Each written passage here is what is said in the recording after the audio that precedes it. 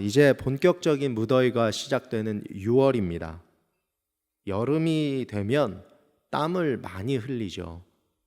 일반적으로 땀을 많이 흘리면 소금을 집어 먹으라고 말을 합니다. 소금은 사람 몸에 어느 정도 필요한 요소이죠. 우리 인간의 몸에는 70%의 물과 0.9%의 염분으로 구성이 되어 있다고 합니다. 그래서 여름에 땀을 많이 흘리면 몸속의 염분도 함께 빠져나가서 몸의 균형이 깨어지게 된다라고 말합니다. 우리 몸의 염분은 필요합니다. 이 염분이 모자라서 생명의 위협을 느끼기도 합니다. 우리의 몸에 염분을 보충하기 위해서 우리 주변에 있는 것 중에 하나가 소금입니다. 그런데 너무 짜게 먹으면 건강에 좋지 않다고 해서 저염으로 양념을 해서 음식을 만들어 드시는 분들도 계시죠. 어쨌든 소금의 역할은 음식을 짜게 만드는 것입니다. 또한 음식을 상하지 않도록 하는 역할도 함께 합니다. 특별히 고대 시대에 냉장고가 없던 때는 소금을 이용해서 음식을 보관하기도 했었습니다. 대표적인 것이 생선이죠. 예수님께서는 오늘 본문을 통해서 세상 가운데 살아가면서 제자들이 달라야 하고 다르게 보여야 하는 이유에 대해서 말씀을 해주셨습니다. 그리고 그 예로 소금을 말씀하셨습니다. 소금은 앞에서 언급했듯이 인간 생명의 유지를 위해서 필수적인 것입니다. 예수님의 제자들 역시 이 세상의 안녕을 위해서 필수적인 존재들이라는 것을 말씀하시는 것입니다. 앞서 고대 세계에서는 소금의 역할은 두 가지라고 했습니다. 맛을 내는 것과 음식을 보존하는 것. 예수님께서 제자들을 향해서 소금이 되어야 한다는 것은 우리가 사는 세상에 맛을 내어야 하고 또 이 세상이 타락하는 것을 막아 더 나은 곳으로 만들어야 한다는 의미를 가지고 있는 것입니다.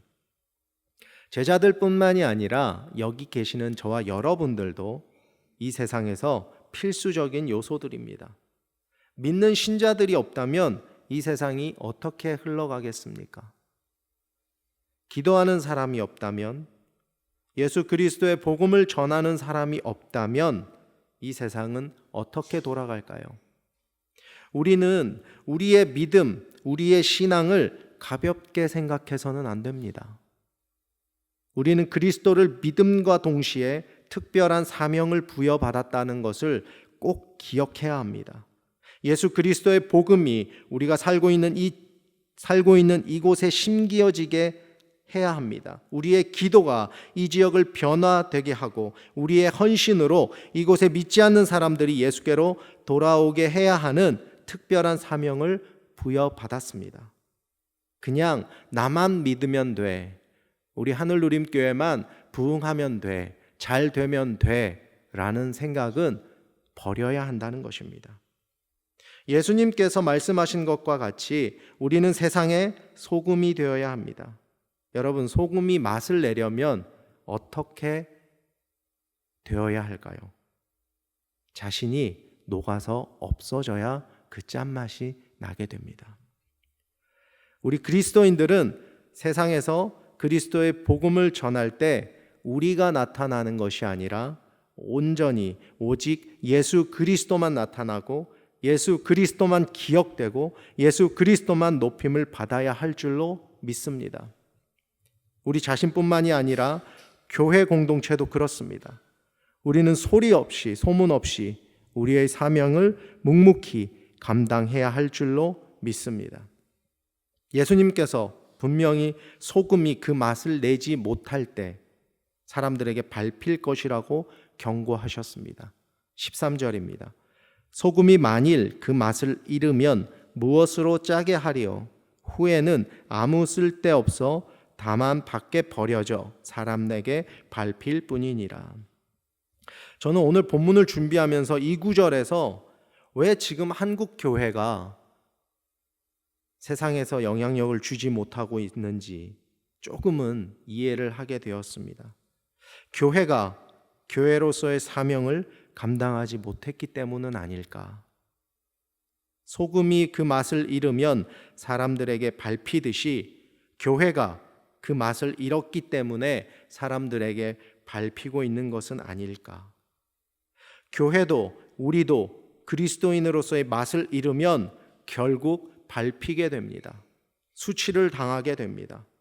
우리가 그리스도인으로서의 정체성을 잃고 그 맛을 잃을 때 사람들로부터 멸시받고 천대받게 될 것이라는 사실을 명심해야 합니다. 기억해야 합니다.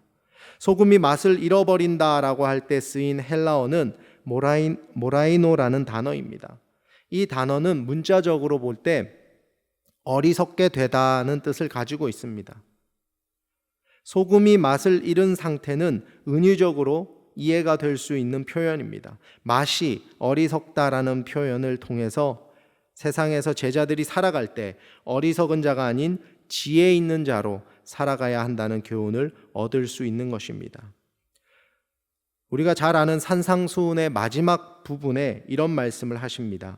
마태복음 7장 24절에서 27절 말씀입니다. 그러므로 누구든지 나의 이 말을 듣고 행하는 자는 그 집을 반석 위에 지은 지혜로운 사람 같으리니 비가 내리고 창수가 나고 바람이 불어 그 집에 부딪히되 무너지지 아니하나니 이는 주추를 반석 위에 놓은 까닭이요 나의 이 말을 듣고 행하지 아니하는 자는 그 집을 모래 위에 지은 어리석은 사람 같으리니 비가 내리고 창수가 나고 바람이 불어 그 집에 부딪힘에 무너져 그 무너짐이 심하니라. 예수님께서는 산상수훈을 마치면서 이 가르침을 따르지 못한 사람을 어리석은 사람으로 표현하고 있습니다. 제자들의 거룩한 삶은 소금의 본질적인 짠맛을 내는 것, 즉 지혜로운 것이며 이런 삶은 예수님의 말씀대로 행하는 것을 뜻합니다. 우리 하늘누림교회는 그리스도의 몸된 교회로서 그 맛을 잃지 않는 교회가 되기를 소망합니다. 14절에 예수님께서는 제자들을 향해서 이렇게 말씀하십니다. 너희는 세상의 빛이라. 산 위에 있는 동네가 숨겨지지 못할 것이요. 앞서 13절에도 너희는 이라고 말씀을 하셨습니다. 예수님께서 지칭한 너희는 예수님의 말씀을 듣는 대상, 곧 제자들을 가리키며 공동체를 의미합니다. 빛이 없는 암흑의 세상은 생명이 자랄 수도 없고 인간이 살 수 없는 곳입니다. 때문에 빛이 필요합니다. 한 도시를 하나의 빛으로 다 비출 수 없기 때문에 너희로 대변되는 많은 빛들이 필요합니다. 빛이 있는 곳에서 백성은 길을 찾습니다. 그리고 그 모든 것이 분명해집니다. 어둠이 있는 곳에서 사람들은 비틀거리고 길을 잃습니다. 예수님께서 전하시는 빛은 그의 제자들도 전하게 될 것입니다. 제자들은 곧 예수님의 선포와 구원 사역에 동참하라는 임무를 얻게 됩니다. 세상에는 빛이 있어야 하며 이것은 제자들을 통해서 가시화됩니다. 다시 말해서 세상의 빛은 하나님 앞에서 신실한 자들을 가르칩니다. 이것은 구약에서도 찾아볼 수 있는 내용입니다. 이사야서 42장 6절과 49장 6절 말씀을 차례로 보시겠습니다. 나 여호와가 의로 너를 불렀은즉 내가 내 손을 잡아 너를 보호하며 너를 세워 백성의 언약과 이방의 빛이 되게 하리니. 49장 6절입니다. 그가 이르시되 내가 나의 종이 되어 야곱의 지파들을 일으키며 이스라엘 중에 보존된 자를 돌아오게 할 것은 매우 쉬운 일이라. 내가 또 너를 이방의 빛으로 삼아 나의 구원을 베풀어서 땅 끝까지 이르게 하리라. 이사야서의 본문에서 열방을 비추는 사역은 여호와의 종이 수행할 사명을 나타냅니다. 그래서 세상의 빛으로 부름받은 자들은 종의 정체성을 가지고 있다라고 할 수 있습니다. 이어서 마태복음 4장 16절을 보시겠습니다. 흑암에 앉은 백성이 큰 빛을 보았고 사망의 땅과 그늘에 앉은 자들에게 빛이 빛이었도다 하였느니라. 이 구절에서 보신 바와 같이 예수님께서는 큰 빛으로 오신 분입니다. 또한 예수님은 여호와의 종으로 이사야 선지자가 예언한 큰 빛입니다. 그리고 이 빛의 사명이 예수님에게서 제자들에게로 위임되었습니다. 또한 산상 설교에서의 빛은 윤리적인 삶, 다시 말해 실제적인 삶을 가르치는 은유적인 표현입니다. 제자들은 산상 설교의 가르침을 실제 삶을 통하여서 실천함으로 세상을 비추어야 하는 사명을 가지게 되는 것입니다. 따라서 예수님의 제자들인 우리도 동일한 사명을 가지고 우리의 삶 가운데 세상을 비추는 빛으로 살아야 할 것입니다. 본문 15절은 또 이렇게 기록하고 있습니다. 사람이 등불을 켜서 말 아래 두지 아니하고 등경 위에 두나니 이러므로 집안 모든 사람에게 비치느니라. 앞서 소금이 자기의 맛을 내기 위해서 자신을 녹여서 맛을 낸다라고 했습니다. 그와 마찬가지로 등경 위에 불이 빛을 내기 위해서는 자신을 기름에 태워야 합니다. 이 역시 나 자신을 없애야 한다는 것입니다. 나 자신을 없애야 된다라고 말을 할 때 대부분의 사람들은 이렇게 생각합니다. 어떤 고행이나 어떤 극심한 곤경 가운데 나를 내어 던져야 되나? 라는 극단적인 생각을 할 때도 있습니다. 물론 경우에 따라서 그럴 수도 있습니다. 그러나 일반적으로 볼 때 그런 극단적인 방법이 아니라 16절에 나와 있는 것과 같이 착한 행실을 통해서 우리가 그리스도인으로서의 빛을 비춰야 한다는 것입니다. 16절을 보시겠습니다. 이같이 너희 빛이 사람 앞에 비치게 하여 그들로 너희 착한 행실을 보고 하늘에 계신 너희 아버지께 영광을 돌리게 하라. 예수님께서는 우리의 착한 행실을 통해서 하늘에 계신 하나님 아버지께 영광을 돌리게 하라고 말씀하셨습니다. 예수님께서 말씀하시는 좋은 행실은 빛의 빛남입니다. 좋은 행실은 바로 앞에 나오는 팔복 가운데 더 나은 의와 직결됩니다. 빛이 세상을 위해 존재하는 것처럼 제자들은 세상을 위해 존재합니다. 세상을 떠나서 숨어서 지내는 것은 제자의 부르심에 맞지 않는 것입니다. 제자들은 자기들만 모여서 착하게 행동하는 존재들이 아님을 알아야 합니다. 오히려 그와는 정반대입니다. 숨어있던 사람들도 예수님을 만나는 순간 그의 삶이 드러나게 되어 있습니다. 우리가 착한 행실이라고 했을 때 한 가지 오해를 할 가능성이 있는데, 사람들 앞에서 착한 행실을 한다는 것, 이것은 사람들 앞에서 사람들 시선을 의식해서 겉과 속이 다르게 행동하는 것이 아닙니다. 이것은 예수님께서도 경계하시는 위선입니다. 사람에게 보여주기보다는 은밀한 가운데서도 하나님 앞에서 경건하게 사는 삶이 세상을 밝게 하는 빛인 것입니다. 하나님 앞에서 살아갈 때 그 빛의 순도는 강해집니다. 사람들이 알 수도 없고 볼 수도 없을 것이라는 생각으로 나쁜 행실을 감출지라도 이 행실은 빛이나 산 위의 동네처럼 드러나게 되어 있습니다. 우리는 우리를 위한 삶이 아닌 하나님을 위한 삶을 살아야 합니다.